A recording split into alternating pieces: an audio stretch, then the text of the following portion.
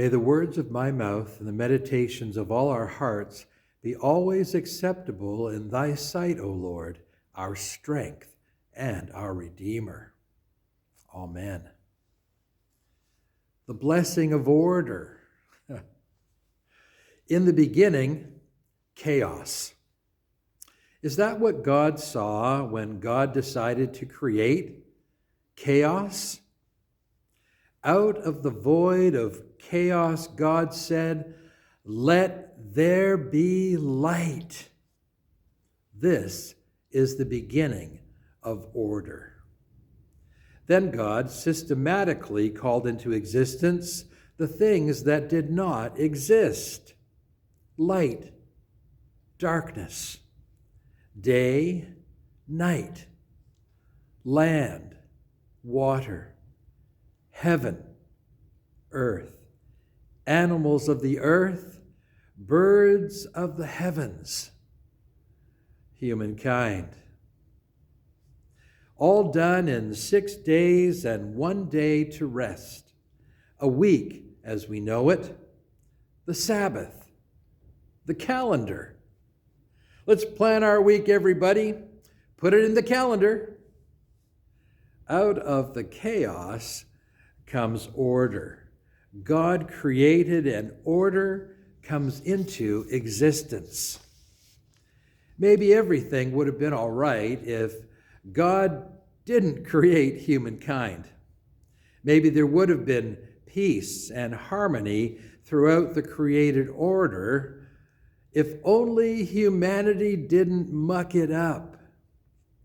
Right from the get-go, God had to rein in what might have been God's finest creation.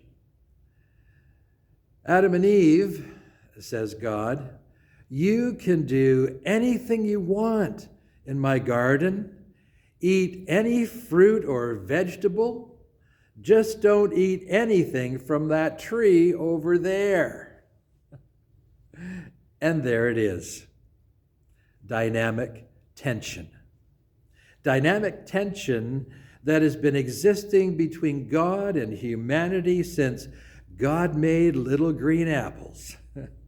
Of course, Adam and Eve were going to eat the fruit from the tree of the knowledge of good and evil. Why? Because God told them not to. So, my friends, right from the very beginning, God knew that order would have to be interjected time and time again into the wonderful world that God created.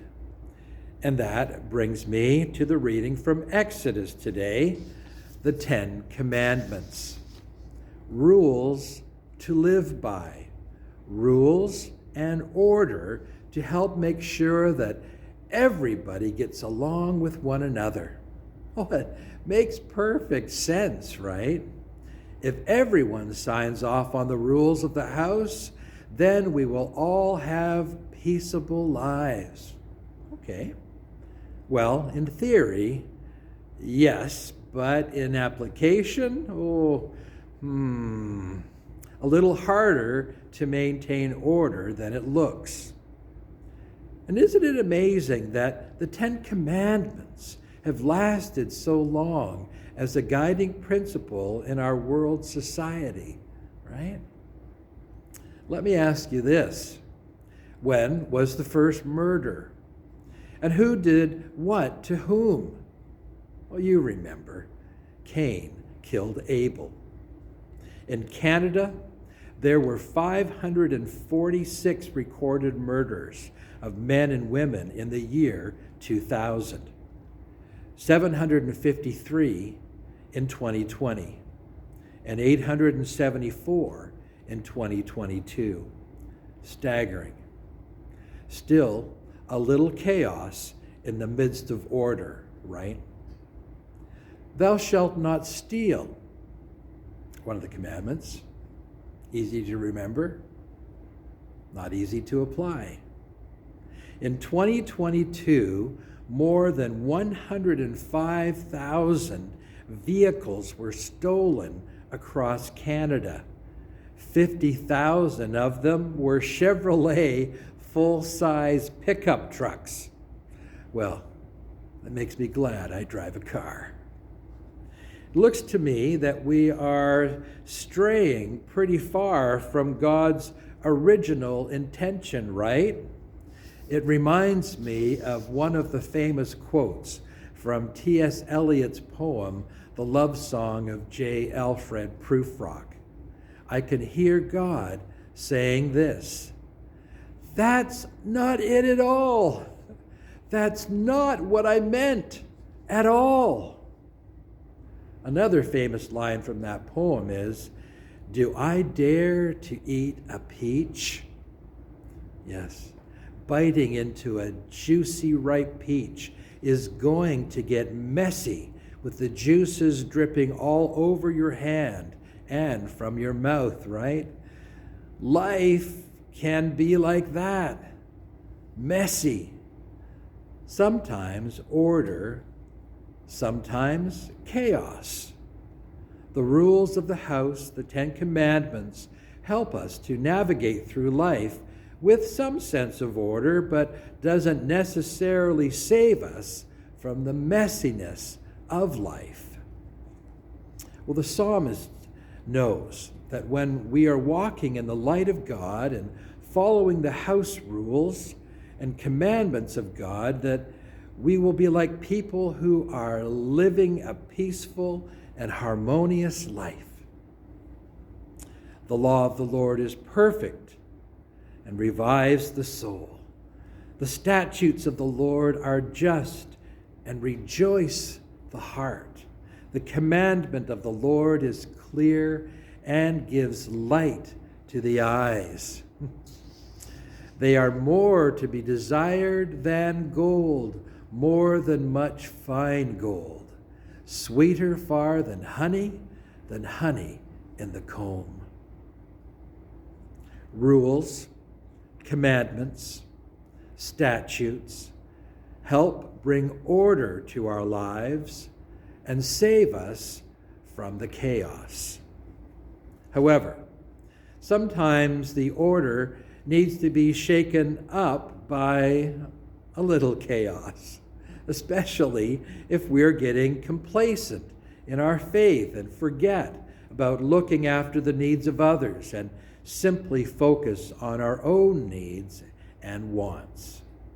This is Jesus in the temple, today's gospel reading. We could just see the wheels turning in Jesus' head as he witnesses what is happening in God's house, the house of prayer.